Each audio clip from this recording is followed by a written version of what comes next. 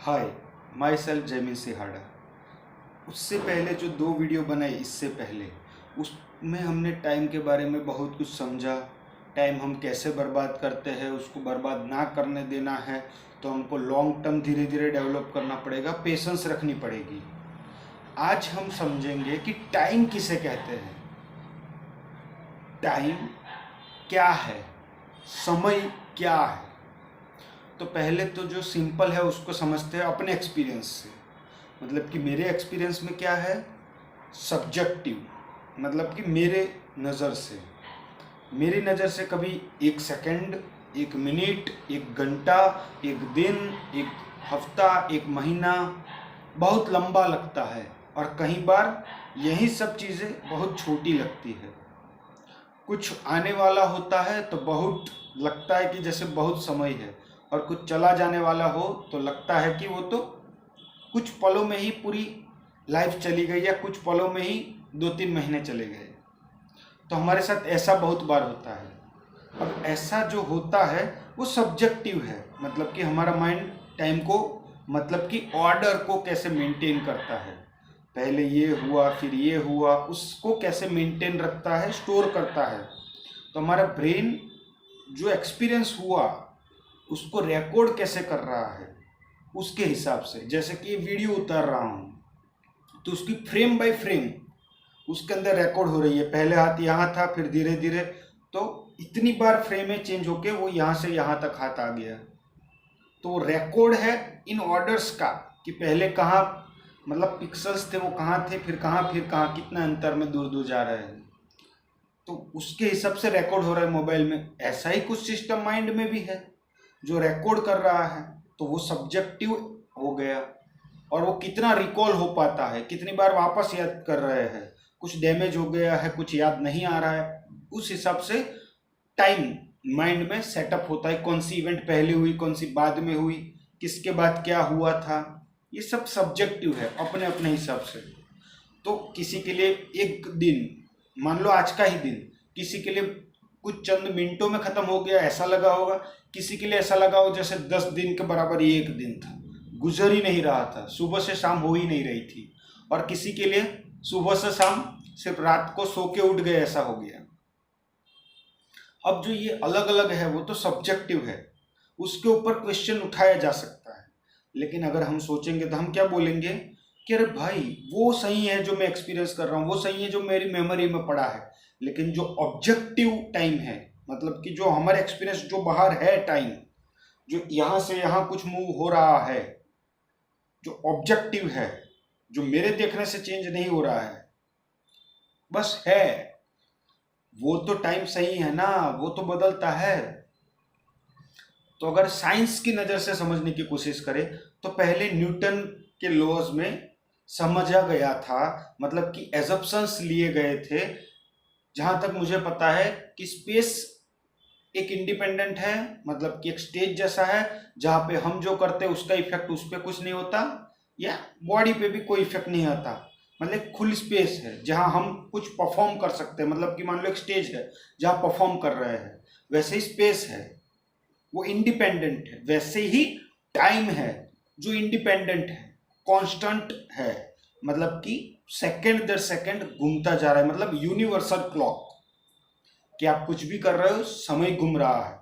और स्पेस कैसा है, मतलब कि उसकी कोई भी इफेक्ट हम पे नहीं आ रही, हमारी कोई भी इफेक्ट उस पे नहीं जा रही, इंडिपेंडेंट है और कोई रिएक्शन नहीं है कुछ भी तरीके का। ये पहला एजप्शन था जब स्टार्टिंग में साइंस डेवलप हो रही थी, 17 की, मतलब 1613, 1650, 1670, तब तक यही सब चल रहे थे। इसी एजप्शंस पे गैलीलियंस के थ्रू लॉस थे, न्यूटन्स के लॉस थे, वो सब इसी के ऊपर बने हुए थे। और आज वो इतने कार्यगर है कि आज भी न्यूटन ने जो ग्रेविटी दी थी, जो ग्रेविटी का लॉ दिया था, उसी के हिसाब से ही प्लेन चढ़ता है उतरता है, उसी के हिसाब से सब कुछ हम काम करते हैं अभी तक, आज के दिन तक। लेकिन 90s में, मतलब कि 20वीं सदी में आइंस्टाइन पैदा हुए। उन्होंने समझा, पहले तो उन्होंने एक स्पेशल रिलेटिविटी की शुरुआत की थी, मतलब उसको बनाया था। उसमें उन्होंने क्या किया था कि भाई डीपली समझाने का कोई मतलब नहीं है, ठीक है, ऊपर ऊपर से बोल देता हूँ। कांस्टेंट स्पीड के बारे में मतलब कि उसमें एक्सीलरेशन या डी एक्सीलरेशन नहीं है, ओनली कांस्टेंट मोशन है। मतलब कि अगर 20 की स्पीड पे जा रहा है कुछ 20 किलोमीटर पर आवर, तो उसी की स्पीड से जा रहा है। कांस्टेंट मोशन जो है उसमें स्पीड ऑफ लाइट कांस्टेंट रह रही थी हर एक ऑब्जेक्ट के लिए। ये थोड़ा मुश्किल है। क्यों मुश्किल है? कि अगर सामने से 20 की स्पीड पे गाड़ी आ रही है, मेरी 40 की स्पीड पे जा रही है, तो मुझे जो सामने वाले की स्पीड है वो 60 की स्पीड लगेगी। अगर मुझे ये नहीं पता है कि मैं 40 की स्पीड पे बढ़ रहा हूँ आगे। होता है कई बार कि हम अंदर बैठे हैं, कुछ पीछे जा रहा है, हमको लगता है हमारी बस आगे गई है, फिर समझते हैं नहीं वो गया है। वो है कांस्टेंट मोशन। थोड़ा समझना है नेट पे जाके कांस्टेंट मोशन किसे कहते हैं, जहां हमको पता नहीं होता है, कोई प्रूफ नहीं मिलता है, सिर्फ कंपैरिजन से ही निकल सकते हैं आउटर वर्ल्ड से। अगर कोई कंपैरिजन करने के लिए ऑब्जेक्ट ना हो तो बोल नहीं सकते हैं कि एक्चुअली में हमारी स्पीड है भी या नहीं। कांस्टेंट वेलोसिटी रिलेटिव है, रिलेटिव वेलोसिटी बोलते हैं उसको, मतलब कि एब्सोल्यूट वेलोसिटी नहीं है, वो रिलेटिव वेलोसिटी है। तो वहां पे जो स्पीड ऑफ लाइट थी वो कांस्टेंट थी। समझना गूगल पे जाके कि क्यों कांस्टेंट थी, अगर किसी को जानना हो क्या प्रॉब्लम था। अभी डीप में नहीं जा रहा हूँ कि क्या प्रॉब्लम था, क्यों कांस्टेंट नहीं हो सकती, लेकिन उसका सॉल्यूशन निकालने के लिए कि ये क्यों हो रहा है, उसके लिए आइंस्टाइन के दिमाग में एक थॉट आया कि हो सकता है कि स्पेस और टाइम इंटरडिपेंडेंट हो।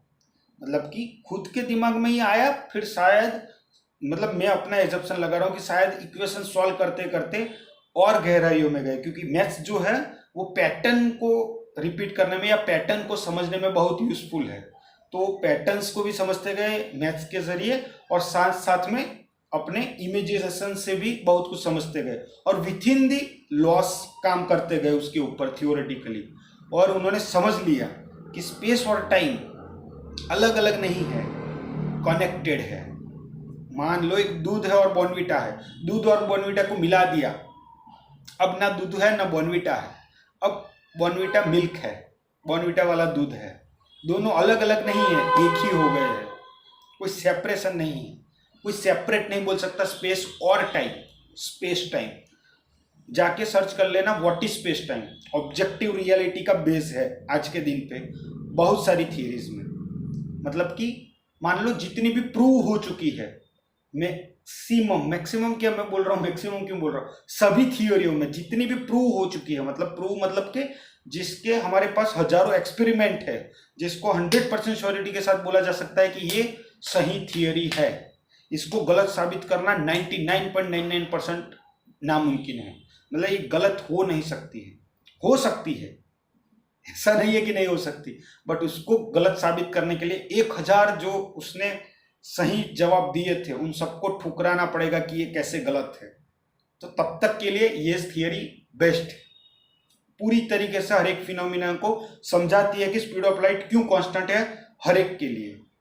तो उसमें स्पेस और टाइम, एक तो पहली बात थी कि स्पेस एंड टाइम नहीं है, ऑब्जेक्टिव स्पेस टाइम है, और दूसरा ये था कि स्पेस और टाइम फ्लेक्सिबल है। और मतलब कि स्पेस जिसको हम स्पेस बोलते हैं वो एक्चुअली में फिजिकल है। फिजिकल होने का मतलब स्ट्रेच हो सकता है, एक्सटेंड हो सकता है स्पेस। ये स्पेस एक्सपांड हो सकती है, स्ट्रेच हो सकती है।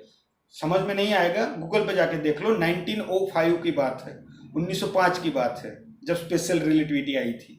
100 साल गुजर गए, हमको शायद बहुत सारे लोगों को नहीं पता होगा, मुझे भी बहुत बाद में पता चला था, जब डिग्री कर रहा था तब समझ में आया था ये सब चीजें। तो समझो ऐसा भी है। उसमें टाइम है, वो देखा गया कि टाइम यूनिवर्सल नहीं है, रिलेटिव है, जैसे स्पीड रिलेटिव है। कभी कार में जा रहे हो कांस्टेंट मोशन में, बॉल ऊपर की तरफ डालना और देखना वापस आपके हाथ में ही गिर रही है। अरे आपने तो बॉल छोड़ दी थी ना, तो आप आगे चले गए, बॉल तो पीछे टकरानी चाहिए। बॉल को गाड़ी के बाहर फेंक दो, फिर देखो पीछे चली जाती है। एयर का है बहुत सारा, लेकिन क्लोज सिस्टम में जो है वहां बॉल उछालते हो वहीं पे वापस आती है। तो बॉल ने पूरी ट्रेजेक्टरी, अगर स्पीड ऐसी है तो बॉल ने पूरी ट्रेजेक्टरी, आपको लगता है कि बॉल ऐसी ही वापस आई, लेकिन एक्चुअली में ऐसी आई, लेकिन आपके पर्सपेक्टिव से वहां आई। और अगर आपको पता नहीं है कि स्पीड है गाड़ी की, क्योंकि इतना पूरा क्लोज है, तो आपके लिए नेक्स्ट टू इम्पॉसिबल है पता लगाना कि आप जिसमें बैठे हो वो गाड़ी एक्चुअली में ट्रैवल कर रही है कि नहीं कर रही है। अगर फुल्ली स्मूथ जीरो रेजिस्टेंस के साथ जा रही है तो कोई सिस्टम, तो नामुमकिन है पता लगाना, और कांस्टेंट स्पीड हो रही है। यहाँ पे जैसे ये रिलेटिव स्पीड है कि नामुमकिन है, स्पीड तभी है, कांस्टेंट मोशन तभी है जब किसी के रिलेटिव्स में बोल रहे हो। इसकी स्पीड, इसके हिसाब से मेरी स्पीड 10 है, इसके हिसाब से मेरा कांस्टेंट मोशन 20 किलोमीटर पर आ रहा है, लेकिन किसी के रेफरेंस से, वैसे ही टाइम किसी के रेफरेंस से, इसके हिसाब से मेरी घड़ी ऐसे चल रही है। ये था। इसके बाद आइंस्टाइन ने सोचा ग्रेविटी को समझा जाए, क्योंकि ग्रेविटी में एक्सीलरेशन डी एक्सीलरेशन आता था, इससे पहले आता नहीं था। तो सोचा गया कि एक्सीलरेशन डी एक्सीलरेशन को समझा जाए। तो उसके लिए क्या किया कि पहले समझा न्यूटन की किताब को कि न्यूटन साहब क्या बोल रहे हैं। तो न्यूटन साहब ने बड़े अच्छे से लिखा था, मेरे हिसाब से जितना मुझे लगता है कि मुझे भी नहीं पता, मतलब न्यूटन सर खुद भी बोल रहे हैं कि मुझे नहीं पता है कि एक्चुअली में ग्रेविटी कैसे काम करती है, वो मैंने पढ़ने वालों पे छोड़ दिया, आप लोग समझ लो कैसे। तो आइंस्टाइन सर खुश नहीं हुए, बोले मेरे को तो जानना ही है ग्रेविटी कैसे काम करती है, क्योंकि उनका जो कांस्टेंट मोशन था उसको एक्सीलरेशन डी एक्सीलरेशन लाने के लिए ग्रेविटी में जानना जरूरी था, क्योंकि ग्रेविटी ही एक्सीलरेशन या डी एक्सीलरेशन को क्रिएट करती है। अगर ग्रेविटी ना हो तो कांस्टेंट मोशन ही होगा, उसको रेजिस्टेंस ग्रेविटी देती है। समझने में टाइम लगेगा, लेकिन ग्रेविटी की वजह से ही एक्सीलरेशन डी एक्सीलरेशन है। तो उन्होंने समझने की कोशिश की एक्सीलरेशन डी एक्सीलरेशन आता क्यों है ग्रेविटी में। तो जैसे जैसे समझे, 10 साल निकाले और समझ में आया, जो पूरे फंडे हिल गए सब पूरी दुनिया के, कि स्पेस और टाइम को जितना फ्लेक्सिबल 1905 में समझा गया उससे भी ज़्यादा फ्लेक्सिबल है। मतलब पूरा स्पेस स्ट्रेच होता है, पूरा स्पेस एक्सपांड होता है, कोलैप्स होता है, स्ट्रेच होते हैं, मतलब पूरा ऐसे कॉन्ट्रास्ट हो जाता है, एक्सपांड हो जाता है। समय पूरी तरीके से रिलेटिव है। इतनी बड़ी बात निकली कि समय रिलेटिव है, हर किसी के लिए एक नहीं है। यूनिवर्सल क्लॉक कहीं पे भी कुछ भी नहीं है। ये आइंस्टाइन की थ्योरी में से निकल के आया। और अगर और डीपर ले जाऊं साइंस के नजरिए से, स्पेशल रिलेटिव में ही समझ में आ गया था कि ना पास्ट है, ना प्रेजेंट है, ना फ्यूचर है। पास्ट फ्यूचर प्री डिटरमाइंड नहीं है, फ्यूचर ऑलरेडी एग्जिस्ट है। बस मतलब कि एक वीडियो है 0 से 30, हर एक फ्रेम है ऑलरेडी, उसी फ्रेम उसी सीक्वेंस में है, ऑलरेडी है। अब आप गुजर रहे हो, आप यहाँ पे हो, सोच रहे हो जो गुजर गया वो पास्ट है, जो आने वाला है वो फ्यूचर है, लेकिन कुछ ना गुजरा है, ना कुछ आने वाला है, ना कुछ प्रेजेंट है, सब कुछ है ऑलरेडी। अब बोल रहे हो जो गुजरे रहा है वो कौन है? वो प्रकृति के नेचर के हिसाब से हो रहा है। किसी के पास कोई आंसर नहीं है, साइंस के पास कोई आंसर नहीं है कि हम ऐसे क्यों दुनिया को देखते हैं जहां कोई मोशन होना पॉसिबल नहीं है। मोशन मतलब कि अगर स्लाइसिस ही है, 2D में बोल रहा हूँ, स्लाइसिस ही है, अगर ऐसे ही है तो इसमें मोशन क्यों लग रहा है? कौन है जो गुजर रहा है स्लाइसिस में से? कोई आंसर नहीं है किसी के पास, क्योंकि ये एक पर्सपेक्टिव है देखने का, पूरी पिक्चर समझ में नहीं आ रही है। क्योंकि जो जनरल रिलेटिविटी है वो ब्लैक होल में जाके ठप हो जाती है, वहाँ इन्फिनिटी पॉपअप हो जाती है, उसमें और डेवलपमेंट चल रहा है, जवाब और मिलेंगे। तो ये हो गई साइंस की बात, साइंस यहाँ तक है मेरे हिसाब से। और बहुत सारे और तरीके निकाले गए हैं जहाँ पे बोला गया है कि टाइम एग्जिस्ट ही नहीं करता है, या फिर कोई है जो टाइम एग्जिस्ट करता है, लेकिन वो सब थियोरीज है, मतलब कि जो फुल्ली प्रूफ्ड नहीं है। जैसे जनरल रिलेटिविटी है, वहाँ बहुत सारे मिल गए हैं आंसर। बहुत सारे जो प्रेडिक्शन किए गए थे 1916 में, वो 2011-2012 में भी ग्रेविटेशनल वेव लिगो द्वारा सक्सेसफुली डिटेक्ट भी हो चुकी है। 100 साल बाद जाके डिटेक्ट किया, जो 100 साल पहले आइंस्टाइन ने एक बॉल और पेपर में लिख के लेके सोचा था कि ऐसा हो सकता है। 100 साल लगे वो टेक्नोलॉजी को इस्तेमाल करने में, जहाँ से पकड़ में आया हाँ भाई जो 100 साल पहले किसी ने लिखा था ऐसा हो सकता है, वो कहीं और करोड़ों किलोमीटर दूर कहीं हुआ और आज डिटेक्ट हुआ वो चीज। अब हम समझने की कोशिश करते हैं, लंबा वीडियो होगा लेकिन आज अभी ये बात करनी जरूरी है। अब ये समझते हैं टाइम क्या है, ऑब्जेक्टिव एज अ हम समझते हैं टाइम क्या है। टाइम अगर साइंस की इस्तेमाल करें कि टाइम अगर है ही नहीं एक्चुअली में, तो टाइम को हम महसूस ही क्यों करते हैं? कौन है जो महसूस करता है? कभी सोचा? नहीं जी, जो किताबों में पढ़ा उसको रट्टा मारा, एग्जाम पास की और जिंदगी जी रहे और फिर बोल रहे हम तो इंटेलिजेंट है। बढ़िया है, कभी सोचा ही नहीं टाइम क्यों है। पढ़ लिया, सोचो आइंस्टाइन जैसा दिमाग चाहिए, हमने तो पढ़ लिया। ऐसे बॉल पेन को छोड़ते हो, ग्रेविटेशनल फोर्स लगता है, गिरता है। कभी दिमाग में आया कि ना रोप है, ना तरंग है, ना रेडिएशन, ना कुछ है, तो वो धरती जो 10 फुट दूर है उसको खींचा कैसे? कौन से फोर्स ऐसा है जिसके लिए एम्प्टी स्पेस में फोर्स लगता है? सूरज यहाँ पे है, करोड़ों डिस्टेंस दूर पृथ्वी यहाँ पे है, कैसे फोर्स ट्रांसफर हो रहा है सूरज का? एम्प्टी स्पेस है, ना कुछ है, ना रोप है, ना कुछ भी है बीच में। एम्प्टी स्पेस में फोर्स ट्रांसफर कैसे हो गया? ये तो चमत्कार हो गया। मैं यहां से धक्का मार रहा हूं, कोई पीछे गिर गया, ना कोई फोर्स ऐसे ही लग गया। सोचा कभी क्यों फोर्स लगता है? क्योंकि फोर्स होता ही नहीं है, ग्रेविटी फोर्स ही नहीं है भाई। Gravity is a curvature in 4 dimensional non Euclidean mathematical space time. नहीं समझ में आया? पता है कुछ लोगों को, थोड़ा गूगल कर लो, समझ लो कि ग्रेविटी फोर्स नहीं है भाई। वो एक थियरी थी जिसको, वो भी सही है, मैं बोला हूँ न्यूटन्स की ग्रेविटी को आज भी हम फॉलो करते हैं प्लेन को उड़ाने के लिए, जहां तक मेरे एक समझ है। अगर चेंज हो गया हो तो नहीं पता, लेकिन मुझे लगता है आज भी इस्तेमाल करते हैं क्योंकि वो आसान है और सही प्रिडिक्शन दे देती है। लेकिन एक्चुअली में जो काम करता है वो उस तरीके से काम नहीं करता है। अगर सौरमंडल के बाहर चले जाए तो न्यूटन्स की थियरी काम नहीं करेगी। तो वो समझ है। तो ऐसे कभी शांति से समझा कि टाइम अगर कौन है जो एक्सपीरियंस कर रहा है, मोमेंट पर मोमेंट जो चेंज हो रहा है, वो क्या चेंज हो रहा है? वो चेंज होता हुआ दिखता है, वो देखने वाला कौन? वो चेंज क्या होता है जो दिख रहा है हमको? चेंज ही टाइम है, समझ लेना। एक तो जहां चेंज नहीं वहां समय नहीं हो सकता। आप बोलोगे कुछ भी नहीं बदल रहा। अरे भाई कुछ भी नहीं बदला तो पहले थॉट नहीं था, फिर थॉट आया ना, कुछ भी नहीं बदलता, फिर वापस गया, तो बहुत कुछ बदला है, तभी वो समय है। अगर कुछ भी ना बदला होता तो समय नहीं होता। बदलने में ही समय है। एटम्स के अंदर, उसके अंदर, उसके अंदर सब साइकिल में घूम रहा है, सब कुछ घूम रहा है, सब कुछ चेंज हो रहा है कॉन्स्टेंटली। अगर वो चेंज होना बदल जाए तो टाइम रुक हो ही नहीं।